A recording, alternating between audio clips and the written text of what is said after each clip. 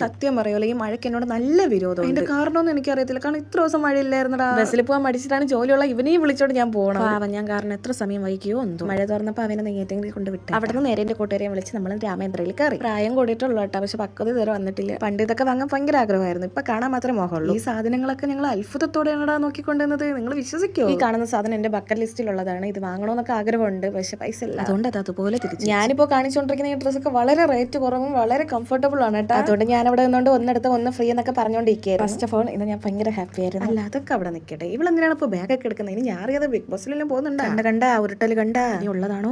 അതിന് ചാൻസ് കുറവാണ്, കാരണം ഇവളൊരു മന്ദബുദ്ധിയാണ്. കണ്ടടാ പ്ലേറ്റ്, എനിക്ക് പ്ലേറ്റ് ഉണ്ട്. അപ്പോൾ വിശപ്പോയി, അതുകൊണ്ടാണ് നൈസായിട്ട് ഇറങ്ങിയിട്ട് നമ്മൾ. എന്നിട്ടും മഴ തോർന്നില്ല. വിശപ്പുള്ളതുകൊണ്ട് മഴയൊന്നും നോക്കില്ല, ഓടിപ്പോയി പപ്സം വെള്ളം. അവിടെ നിന്ന് നേരെ ഞങ്ങൾ നിംസിലോട്ട് പോയി. നോക്ക്, അവിടുത്തെ ആവശ്യം കഴിഞ്ഞ് ഇറങ്ങിയപ്പോൾ ഇവിടെ മഴ. പിന്നെ ബസ് വന്ന് നേരെ ഞങ്ങൾ നെയ്യാറ്റിൻകരയിൽ വീണ്ടും പോയി. ശിവനേരെ കൂട്ടുകാരെ അവിടെ ജോലി ചെയ്യാൻ കേട്ടോ, ബ്യൂട്ടി പാർലറിൽ. അവിടെ പോയിരുന്നപ്പോൾ അവൾ എനിക്ക് ബോളി തന്നു. കൈ കുറച്ചേരം വാടിച്ച് വെക്കാനാണോ എന്തോ തന്നു. അവളെ കൂട്ടുകാരി നല്ല കമ്പനിയാണ് കേട്ടോ, നല്ല സ്നേഹമുള്ള കൊച്ചു. അവൾ അവിടെ നിന്ന് നേരെ അവളെയും വിളിച്ചോണ്ട് കഴിക്കാൻ പോയി. പൊറോട്ട ഇടിയപ്പം ഉണ്ടായിരുന്നു. അതൊക്കെ കഴിച്ചാൽ നമ്മുടെ വീട്ടിൽ പോയി. ഗൈസ്, അത്ര സബ്സ്ക്രൈബ് ചെയ്യടാ, നിങ്ങൾക്ക് തരാം പൊറോട്ട.